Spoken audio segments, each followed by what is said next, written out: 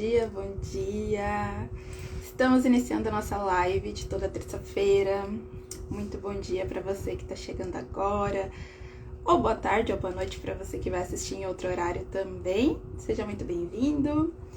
Vamos conversar um pouquinho hoje sobre o tema hipertensão, pressão alta, a famosa pressão alta.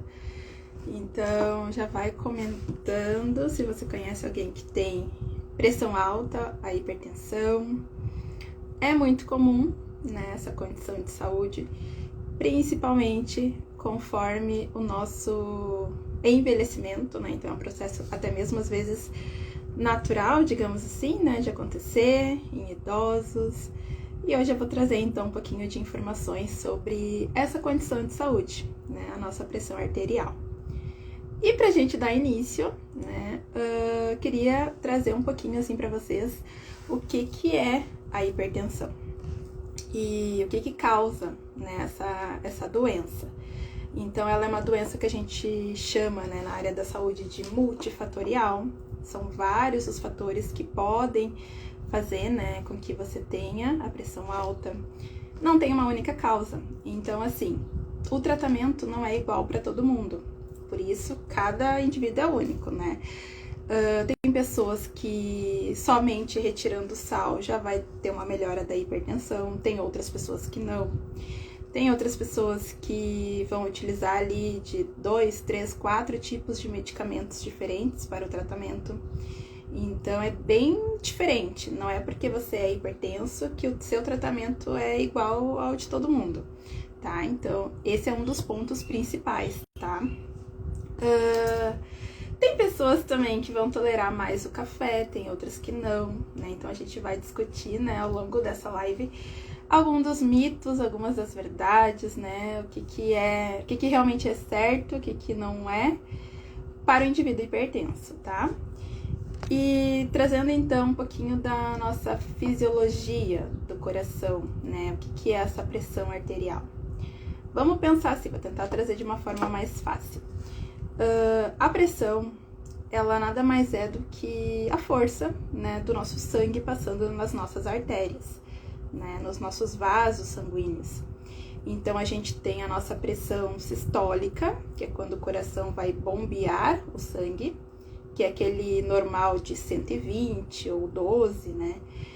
E a pressão depois diastólica, que é quando o nosso coração vai receber de volta. Então, primeiro ele bombeia o sangue para todo o corpo, vai ser uma pressão um pouquinho mais alta, que é os 12, né? E os 8 vai ser quando esse sangue está retornando para o coração. Então, é quando o nosso coração relaxa. Então, o movimento é sempre o coração contrair e relaxar.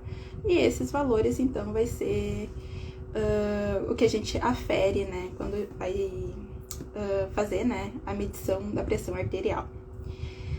E aí, a gente fez aqui nosso roteirinho, né, da live.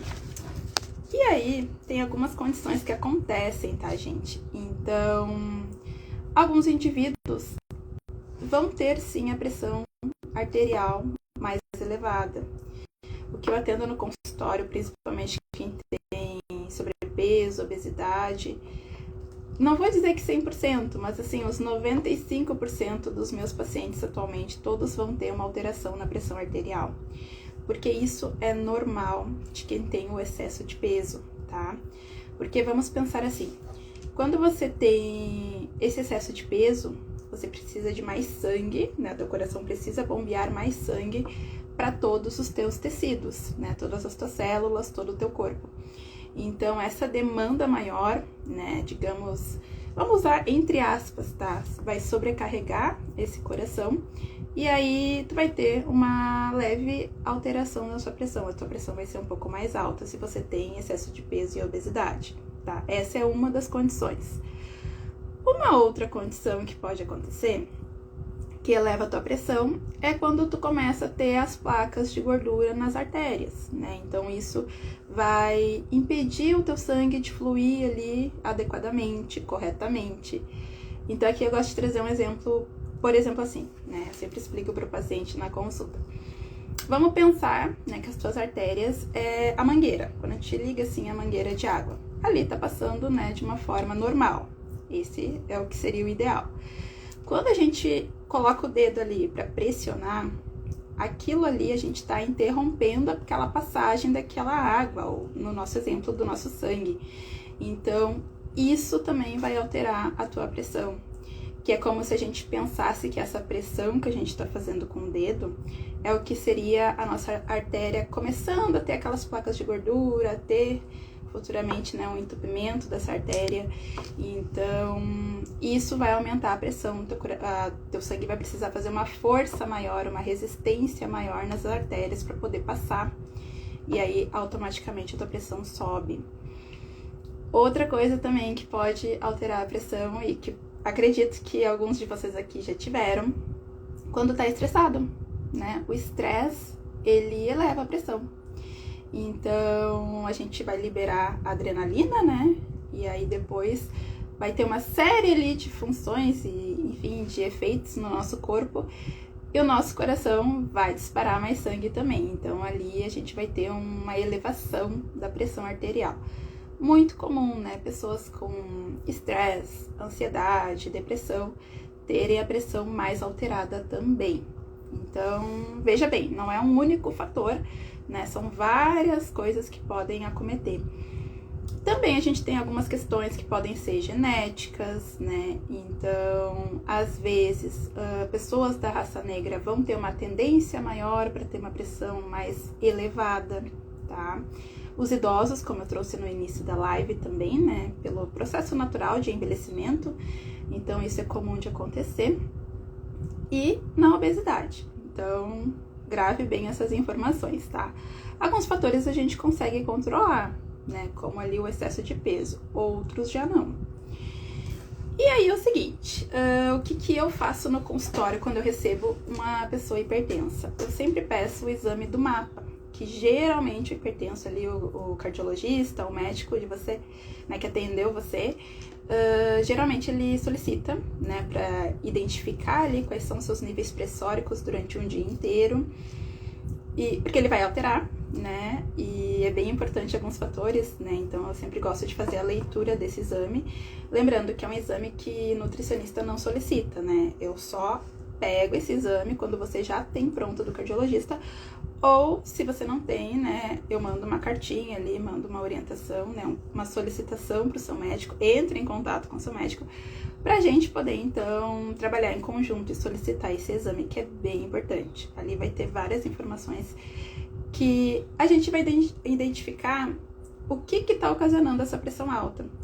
Porque pode ser, né, essas condições ali do excesso de peso, alguma parte genética, mas pode ser também questões, vou dar um exemplo, do sono. Digamos assim, se você é um indivíduo que dorme e acorda com a pressão muito elevada, então é um indicativo que você tem apneia do sono, o famoso ronco, né, falando de uma forma mais leiga aqui para vocês. E isso, ele vai estar prejudicando também, né, os seus níveis pressóricos. Então, a apneia do sono, ela é bem importante, tá, de investigar. E, às vezes, a tua pressão alta, ela não tá baixando, mesmo com a alimentação certa, mesmo com os remédios certos, porque você não tá dormindo bem. E aí, a gente fazendo uma correção, né, você fazendo um tratamento de apneia do sono, né, do tratamento para parar de roncar, você melhora os seus níveis pressóricos, e aí não tem picos e alterações na pressão, né? Então, isso tudo, assim, dependendo ali do mapa, a gente desbrava várias coisas, né? É bem importante ter esse exame em mãos se você é hipertenso. Outra coisa também que eu queria trazer para vocês, nessa questão ali de sono alterado, ansiedade, enfim, a gente gosta, gosto de trabalhar com algumas coisas mais naturais. Então, por exemplo, um dos fitoterápicos que dá para indicar, né, é um chazinho de melissa. Ele é muito bom para hipertenso, né, para acalmar um pouco e conseguir manter esses níveis pressóricos mais adequados, né, e controlar essa ansiedade também. E aí, lembrando, recapitulando aqui, a gente tem o sono, que vai alterar a nossa pressão, tem as nossas emoções, tem a nossa alimentação. Então, a perda de peso, perdendo ali um peso de 10% a 15% do seu peso atual, também vai automaticamente melhorar a sua pressão arterial, né? Vai baixar um pouquinho. E o valor normal, o valor que a gente indica, né? É ser ali os 120 por 80 milímetros de mercúrio, né? O famoso 12 por 8. Então, isso aqui é o indicado. 13 por 8 já é, digamos assim, aquele normal. O ótimo é o 12 por 8. Ali o normal, assim, 13 por 8. E acima, então, de 14 por 9. Aí a gente precisa ter uma atenção maior e melhor, tá? E aí agora, né, vocês me perguntam, tá, Carol, sei de tudo isso, o que que eu faço? Tenho a pressão alta, né, tenho que fazer tratamento, por onde eu começo, né? A melhor dieta, falando de alimentação, tá, o que que eu faço com os meus pacientes? É a dieta DASH.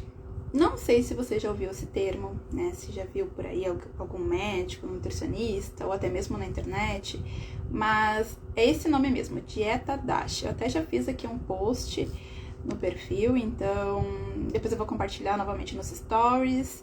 Se você tá vendo essa live em outro momento, me manda uma mensagem que eu encaminho pra você também. Mas o que que é essa dieta, tá? Ela é a dieta que nós usamos para o tratamento da pressão alta. É o que as diretrizes, né, brasileiras de hipertensão e outras diretrizes também internacionais trazem para o tratamento. Então, o que que acontece? A dieta DASH, ela limita o consumo da carne vermelha, de doce e de bebida adoçada, né? Bebidas açucaradas. Já vou entrar em mais detalhes sobre elas, tá? Mas, assim, essas são as 3 restrições principais, né? De diminuição do consumo. E a gente vai enfatizar o consumo de outros alimentos nessa dieta, que é as frutas, os vegetais, os laticínios sem gordura, aqui bem importante salientar que é o sem gordura, os cereais integrais, o peixe, o frango, também as sementes e oleaginosas, que são as castanhas, as nozes. Então, essa é a alimentação do tratamento, né, do hipertenso. E aí as quantidades, o que que você precisa saber? A questão, até ontem eu coloquei aqui, não sei se você chegou a ver ou responder, mas eu fiz uma pergunta, né, quantas frutas você já tinha consumido, né, no decorrer do dia. E aí algumas pessoas responderam 1 porção, 2, teve pessoas que responderam 3. E aqui eu trago pra você. Se você é hipertenso, você precisa consumir, como uma forma de tratamento, de 4 a 5 porções por dia de frutas. Então, veja bem, não é porque tem que fazer dieta, porque tem que emagrecer, que tem que sair cortando a fruta, porque a fruta engorda. Então, cada caso é um caso, cada tratamento é único. E no caso da pressão alta, essa é a recomendação da diretriz, precisa comer mais frutas, porque elas vão ter mais potássio, mais nutrientes, mais magnésio, fibras também, né? Que vão ajudar a controlar a sua pressão arterial. Então, são de 4 a 5 frutas, de vegetais a mesma coisa, de 4 a 5 porções por dia, também para trabalhar com esses nutrientes, principalmente o potássio, que ele é bem importante para quem tem, né, alteração de pressão. Laticínios, né, leite, derivados, também de 2 a 3 porções, né, de 2 a 3 porções por dia. Aqui entra um ponto importante, quem tem intolerância à lactose, então a gente tem que trabalhar com alguns alimentos, né, até mesmo às vezes de origem, para trabalhar um pouco mais com cálcio, né, pega alguns alimentos inclusive de origem vegetal, né, para ter um pouco mais de cálcio e dar esse aporte quando a gente vai ter uma restrição um pouquinho maior, né, de laticínios.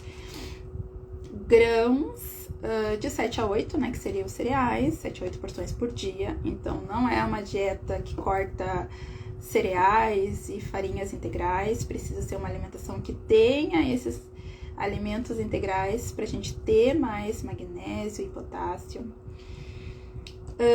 Nozes, sementes, né, de 4 a 5 por semana. Então, assim, é 1 porção ali das castanhas, das nozes no dia. Todo dia, 1 porção. Isso é o tratamento da pressão alta, tá? Junto com a alimentação, aí a atividade física e o controle do peso. Com isso, você tem, então, um tratamento eficaz da sua pressão alta. Ah, Carol, acho difícil, não consigo fazer, vou levar a vida normal, consumir os alimentos de forma normal. Atenção, só o remédio não vai curar a tua pressão alta, não vai fazer baixar.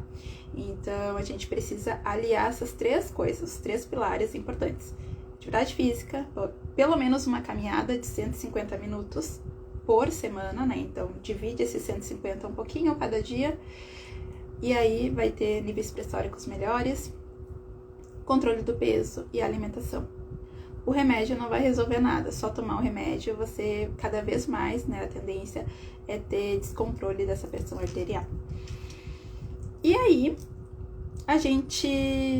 algumas pessoas, né, trazem, tá, mas essa dieta é sem sal, né, tem uma restrição grande de sal, né, não vou conseguir, eu gosto de comida com sal.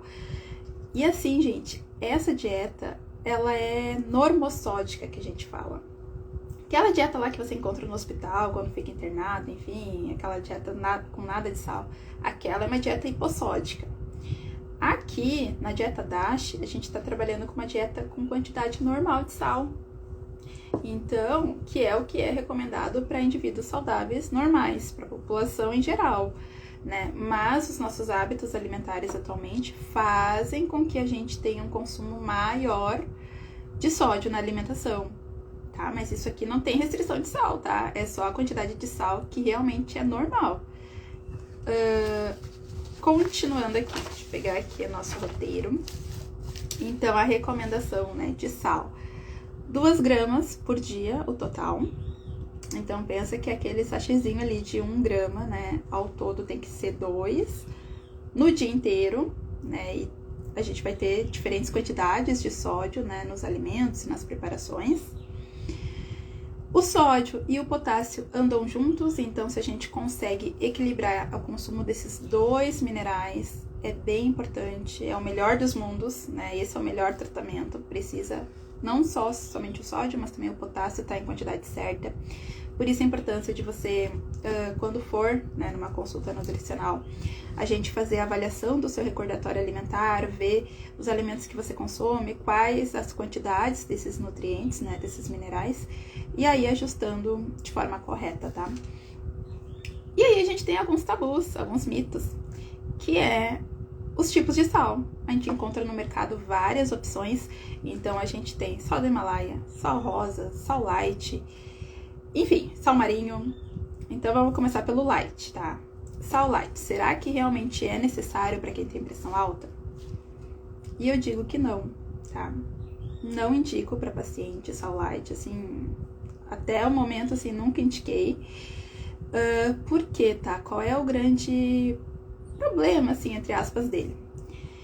Ele não altera o teu paladar, tu não tem, assim, uma mudança de hábito, tu não muda o teu paladar por causa do sal light, né? Então, vamos fazer uma analogia. É o mesmo que trocar açúcar por adoçante. Tu não muda o teu paladar para o teu paladar ser menos doce. Tu continua com o paladar doce e aí tu taca adoçante em tudo que tu vai usar.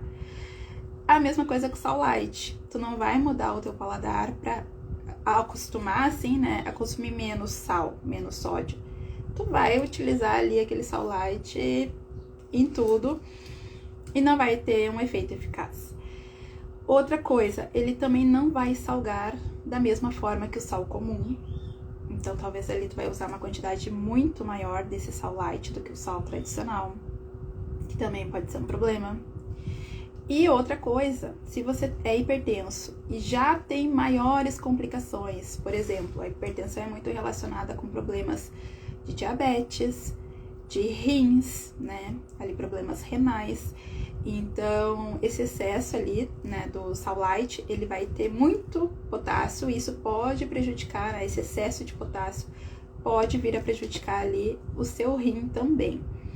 Então, muito cuidado, sempre passe no profissional para saber investigar o que acontece com você, o que acontece, né, se teu rim tá funcionando bem, se tu tem uma diabetes controlada ou tá ali descontrolada, descompensada. Então, as coisas andam juntas, tá? Outra coisa, falando agora dos sal marinhos, sal rosa, sal do Himalaia, qual que é o melhor deles, né? Ou sal comum. E eu digo pra vocês que assim, ó, sal é sal. não tem, assim, uma grande diferença entre eles. Claro, diferenças de processamento, mas assim, com relação a sódio, vamos pegar o sal do Himalaia, até anotei aqui, ó, trouxe pra vocês. A quantidade de sódio do sal comum, esse refinado que nós encontramos em casa, é de 2 miligramas.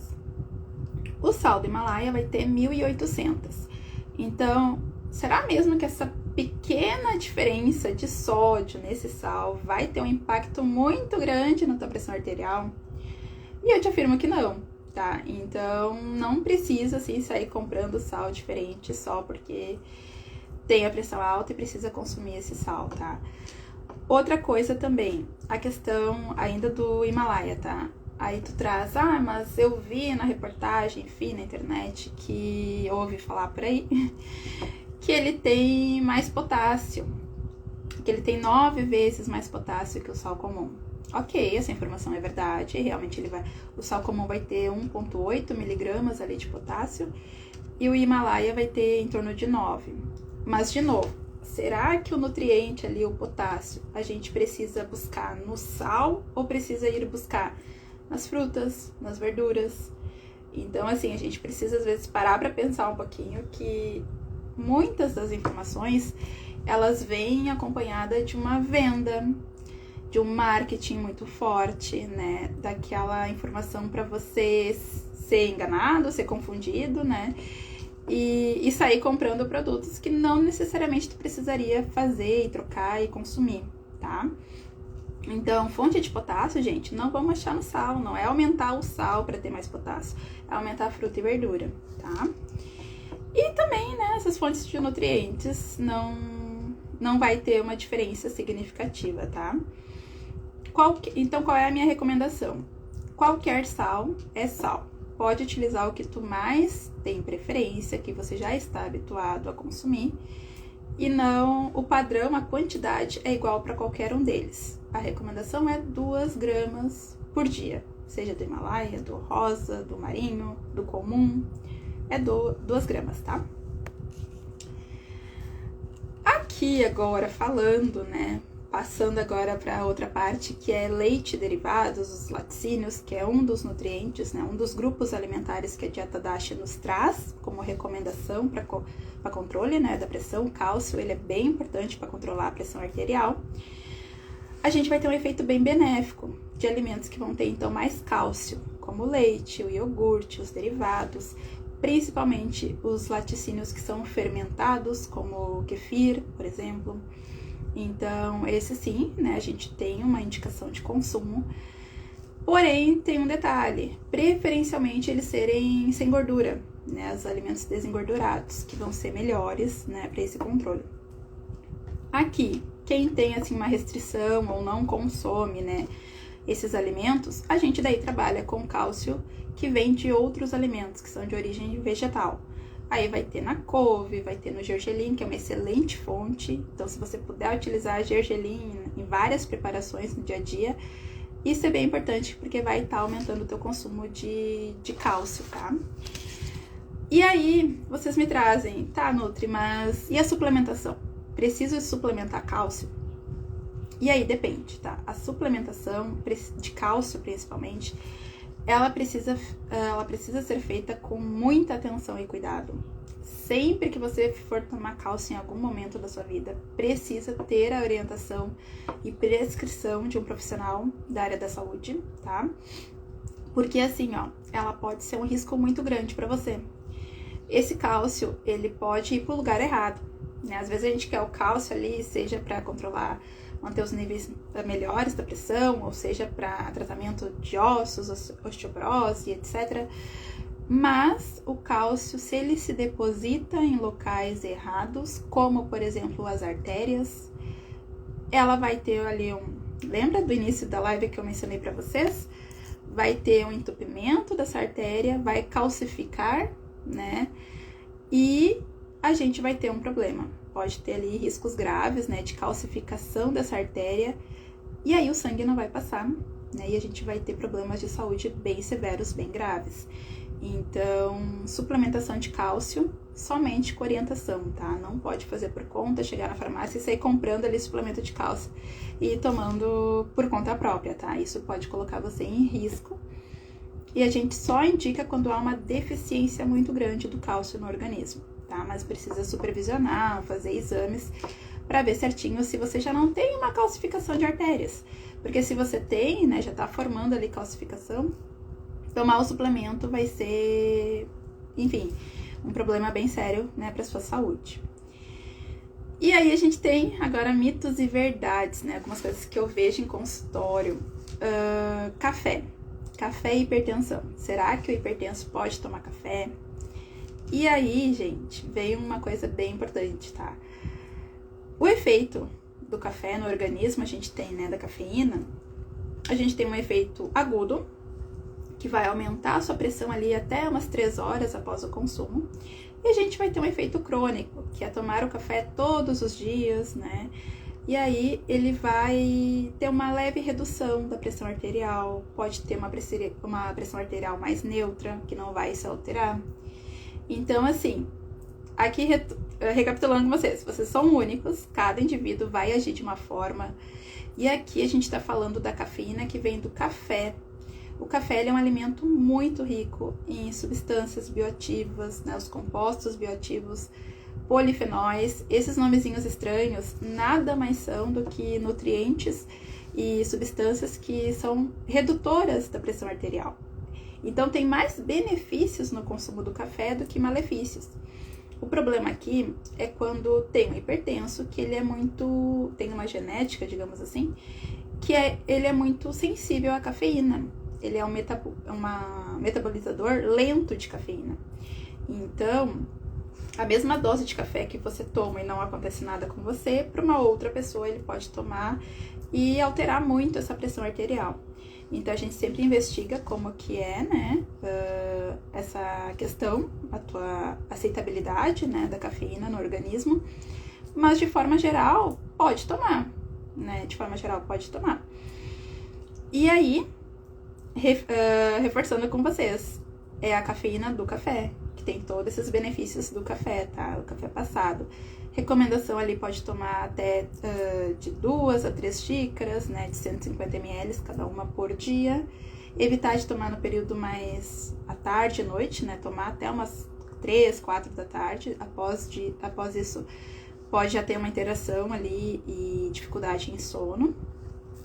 E um cuidado para quem é hipertenso e faz atividade física, porque às vezes você utiliza suplemento de cafeína, e aí é uma outra história, porque daí no suplemento a gente tem uma quantidade de cafeína muito maior do que a cafeína que está dentro do café, então tem que ter essas atenções, tá? Aqui agora falando de outro alimento, muito bom para quem tem pressão alta, cacau, tá? Pode utilizar o cacau em pó, pode utilizar o cacau que é do chocolate, 70% de cacau, né? Não é recomendado, assim, quantidades absurdas, então ali é 4 quadradinhos por dia, já ajuda. E o cacau também, ele vai ter ali substâncias, compostos que vão fazer baixar, né? Reduzir a pressão arterial. Então pode lançar mão dele, que ele é um excelente alimento para consumir, tá bom? E aqui vem um ponto importante que talvez alguns de vocês não esperavam, tá? E que aumenta a pressão arterial e é um risco para sua saúde. Excesso de frutose, gente. Então, assim, ó, a frutose, o que ela faz no nosso organismo? Essa frutose, que é o açúcar, digamos assim, né, concentrado, é o xarope, né, de glicose, ela vai ser uma substância que ela vai reter o sódio no seu corpo. Então, assim, você tem ali o sódio normal, seus rins trabalham normalmente, eliminam esse excesso de sódio. Tanto é que uma das medicações de hipertensão, né, que o hipertenso utiliza é diuréticos, né, para ter uma eliminação desse sódio também. E aí, o excesso de frutose faz totalmente o caminho inverso. Faz você reter, faz você ficar no seu corpo ali por mais tempo esse sódio. E aí tem um cuidado, tá? Não é frutose que vem de fruta, não é o açúcar da fruta. É a frutose que vem de alimento industrializado. Então, aonde que a gente vai encontrar essa frutose, tá? No refrigerante. Até eu trouxe aqui, ó, uma latinha de refrigerante. A gente vai ter 37 gramas de açúcar. Então, imagina ali, digamos que cada colher de sopa tem em média ali umas 10 gramas. Então, imagina que são quase 4 colheres de sopa numa latinha de refrigerante. Sendo que se a gente fosse adicionar esse açúcar numa bebida, provavelmente a gente não conseguiria tomar, né? Então, é muito açúcar. Outro alimento, né? Outra bebida adoçada que vai ter muita frutose são os sucos de caixinha. Então, muito cuidado com esses sucos que se vendem como naturais, né? E saudáveis. Não é todo suco que é bom, tá? São alguns que são, mas a maioria não. E aí, no suco, a gente vai ter 17 gramas de açúcar. Também vai ter essa frutose. No iogurte de sabor, que é muito comum, né? Os pacientes, assim, ó... Não vou dizer que são todos, mas 80% deles utilizam iogurte, porque o iogurte é saudável, tem cálcio, né? Mas é o iogurte de sabor. O iogurte de morango, de salada de fruta, enfim, de coco, os saborizados. Só que o problema desse iogurte, gente, é que ele vai ter muito açúcar. Vai ter essa frutose também. No iogurte natural, até trouxe aqui pra vocês, ele vai ter 9 gramas ali de forma natural dos carboidratos. E no saborizado vai ter 25 gramas. Então, é uma diferença muito grande. E esse excesso de frutose vai tanto ali prejudicar a questão de açúcar no sangue, né? Mas muito fortemente vai fazer você reter esse sódio no organismo. Então, precisa cuidar esse tipo de alimento também. O que é o melhor? O que é o indicado? Quer dizer que nunca mais vou poder beber o refrigerante, né? Se eu gosto muito do refrigerante? Não, né? Escolhe um momento específico, ou um dia específico, mas todo dia não pode. O iogurte, preferencialmente, usa com frutas congeladas, né? Bate no liquidificador, polpa de fruta com iogurte natural para dar aquele saborzinho. É melhor fazer o seu iogurte, né, saborizado de frutas, com frutas naturais, do que usar esse já pronto, tá? Então, precisa desses cuidados também. E aqui, outro alimento que eu selecionei, né, pra gente trazer aqui, é a beterraba.